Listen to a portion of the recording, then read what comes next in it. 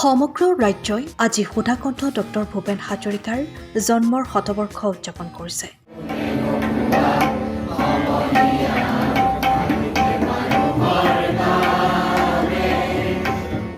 ৰাজ্যৰ অন্যান্য প্ৰান্তৰ লগতে টিয়কতো চন্দ্ৰকমল বেজবৰুৱা মহাবিদ্যালয় টিয়কৰ উদ্যোগত বৰ্ষজোৰা বিভিন্ন কাৰ্যসূচীৰে বিশ্ব বৰেণ্য শিল্পীগৰাকীৰ জন্মৰ শতবৰ্ষ উদযাপন কৰিছে।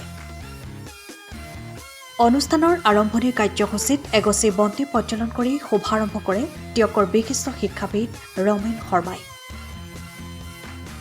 তাৰ পাছতে মহাবিদ্যালয় সুধাকণ্ঠৰ অমৰ সৃষ্টিৰাজি প্ৰচাৰ আৰু প্ৰসাৰৰ অৰ্থে সুৰযাত্ৰা শীৰ্ষক এক সাংস্কৃতিক ৰেলী বাহিৰ কৰিছে, য'ত মহাবিদ্যালয়ৰ শিক্ষক কৰ্মচাৰী ছাত্ৰ ছাত্ৰীৰ লগতে স্থানীয় বহুসংখ্যক গণ্যমান্য ব্যক্তিয়ে অংশগ্ৰহণ কৰে।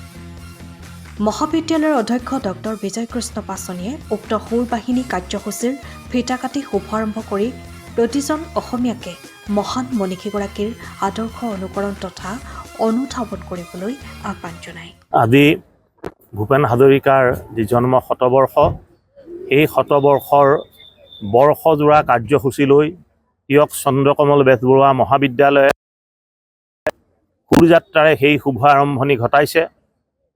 আমি আৰম্ভণিতে আজি বন্তি প্ৰজ্বলনে তেখেতৰ জন্মদিনৰ কাৰ্যসূচী শুভাৰম্ভ কৰি এই সুৰযাত্ৰা এতিয়া টিয়ক, জকদুৱাৰ, বনাই, ভগামুখ, খনামুখ আদি বিভিন্ন অঞ্চলৰ মাজেদি এই সুৰযাত্ৰা পাৰ হৈ যাব।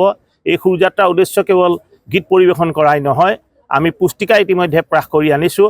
মহান শিল্পীগৰাকীৰ যি নীতি আদৰ্শ, সেই নীতি আদৰ্শ মানুহৰ মাজত বিয়পাই দিব পৰাকৈ আমি এক ৰাস্তাই পদূলিয়ে আজি এক প্ৰচাৰ কাৰ্যসূচী চলাম আৰু জনসাধাৰণক সচেতন কৰি তুলিম যে আমি অসমীয়াৰ যি জাতীয় সত্তা, এই জাতীয় সত্তা ভূপেন হাজৰিকা ডাঙৰীয়াদেৱৰ গীতৰ মাজেদিয়েই আমি বিচাৰি উলিয়াব লাগিব আৰু নিজক আমি শক্তিশালী ৰূপে প্ৰতিষ্ঠা কৰিব লাগিব।